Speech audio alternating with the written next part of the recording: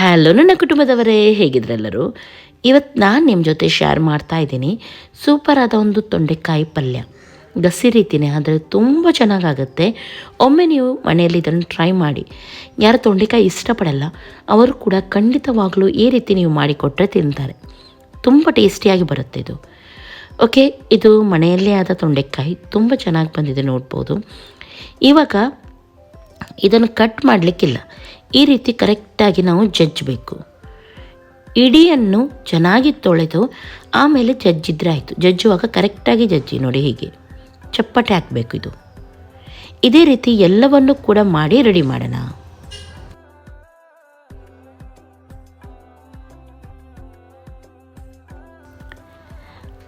ಆಮೇಲೆ ಒಂದು ಮಿಕ್ಸಿ ಜಾರಿಗೆ 3 ನೀರುಳ್ಳಿಯನ್ನು ಹಾಕಿ ಇದನ್ನು ಗ್ರೈಂಡ್ ಮಾಡಿ ತಗೊಳ್ಳಿ.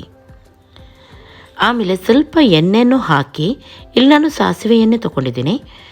ಇದಕ್ಕೆ ತೊಂಡೆಕಾಯನ್ನು ಫಸ್ಟಿಗೆ ಹಾಕಿ ಫ್ರೈ ಮಾಡಲಿಕ್ಕುಂಟು. ಸ್ವಲ್ಪ ಉಪ್ಪನ್ನು ಸೇರಿಸಿ ಚೆನ್ನಾಗಿ ಇದನ್ನು ಫ್ರೈ ಮಾಡಿ. ಇದು ಸ್ವಲ್ಪ ಫ್ರೈ ಆಗಿದೆ. ಇದಕ್ಕೆ ನಾನು ಟೊಮೆಟೊವನ್ನು ಕೂಡ ಸೇರಿಸಿ ಫ್ರೈ ಮಾಡ್ತಾ ಇದ್ದೀನಿ. ಇಲ್ಲಿ ನಾನು 2 ಟೊಮೆಟೊವನ್ನು ಇದಕ್ಕೆ ಸೇರಿಸಿದ್ದೀನಿ. ಟೊಮೆಟೊ ಹಾಕಿ ಒಟ್ಟಿಗೆ ಇದನ್ನು ಒಳ್ಳೆ ರೀತಿ ಫ್ರೈ ಮಾಡಬೇಕು.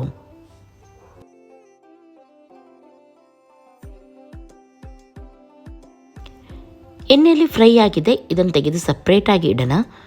ಹಾಗೂ ಸ್ವಲ್ಪ ಎಣ್ಣೆಯನ್ನು ಹಾಕಿ 1 ಚಮಚದಷ್ಟು ಚಿಲ್ಲಿ ಪೌಡರ್, 1.5 ಚಮಚದಷ್ಟು ಕೊತ್ತಂಬರಿ ಪೌಡರ್, ಸ್ವಲ್ಪ ಪೆಪ್ಪರ್ ಪೌಡರ್, ಜೀರಾ ಪೌಡರನ್ನು ಹಾಗೂ ಅರಿಶಿನ ಪೌಡರ್ ಇಷ್ಟನ್ನು ಸೇರಿಸ್ತಾ ಇದ್ದೀನಿ.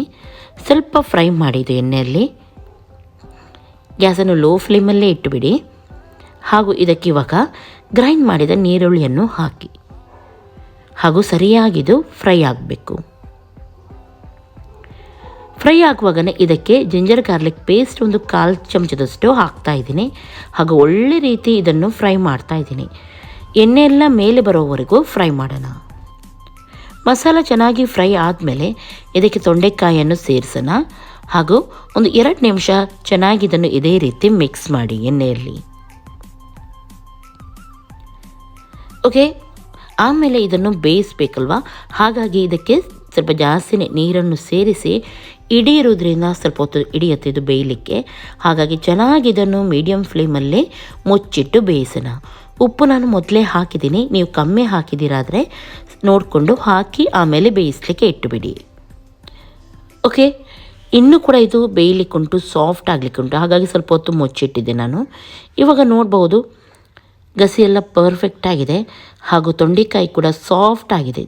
ತುಂಬ ಚೆನ್ನಾಗಿ ಬೇಯಬೇಕಿದ್ದು, ಯಾಕೆಂದರೆ ಕೆಲವೊಮ್ಮೆ ಒಳಗಡೆ ತನಕ ಇದು ಸರಿಯಾಗಿ ಬೇಯಲ್ಲ.